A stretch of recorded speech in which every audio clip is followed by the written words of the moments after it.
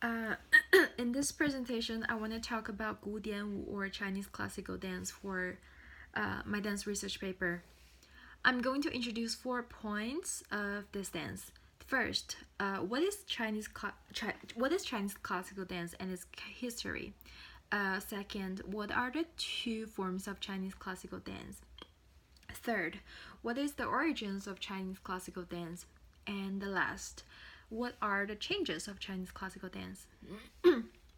Chinese classical dance is one of the most comprehensive dance systems in the world. It has more than 3,000 years of history, and it can be traced back to the Zhou dynasty, which is the year of 1046 before century. At that time, dance was only simple hand gesture and the steps, and dynasty after dynasty, ancient Chinese court established a special music and dance organization which cultivated music and dance proficiency. This was when ancient Chinese court started to have the form of court dance, which is the Chinese classical dance.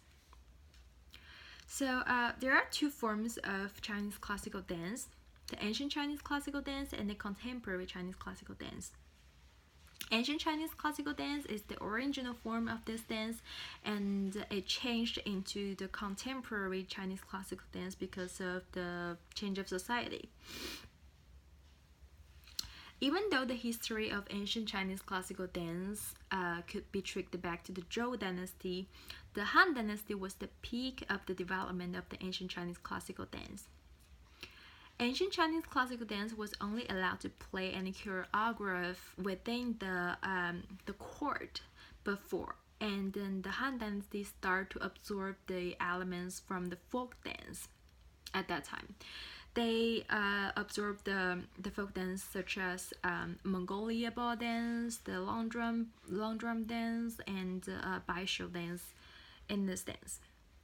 According to Jennifer Lee, the dance proficiency has more than 20 years of dance experience that I interviewed before. She explained me a little bit about those three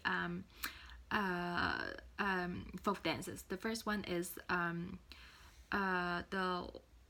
the first one is how do you say it? Mongolia bow dance.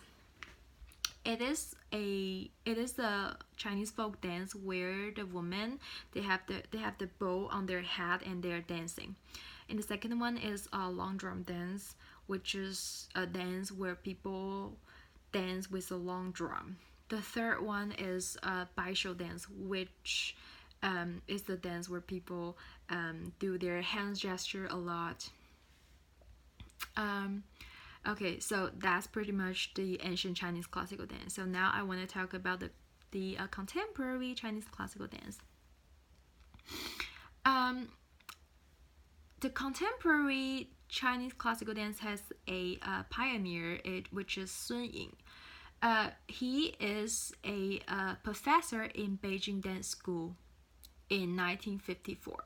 Started from 1954.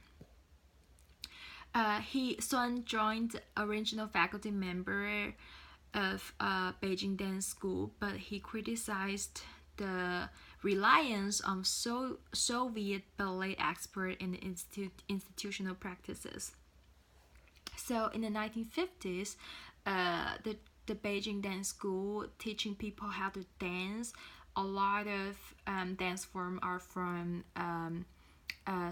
Soviet ballet, and then Sun think it is not a good thing that we only rely on the culture from other countries. He think that we should have our own country, our own dance form from our own culture. So he broke the existing dance method and established a Chinese dance style with not only the elements of the folk dance as the ancient Chinese classical dance, but also the elements of xiqu. Xiqu is the Chinese drama. So he pretty much extend the ancient Chinese classical dance into the contemporary Chinese classical dance by adding the element of xiqu in it, because like back then, the the Chinese classical dance only has the elements of the folk dance that people don't think it's a really fashion way in the 1950s. So after he adding the elements of Xiqu in the 1950s, people are thinking, oh, it's a pretty good way of, pretty cool dance way. So it turns out into contemporary Chinese classical dance. And he also created the Hantang School in teaching his distinctive dance form as a contemporary Chinese classical dance. Yeah, that's pretty much it. Okay, thank you for watching, and yeah, bye.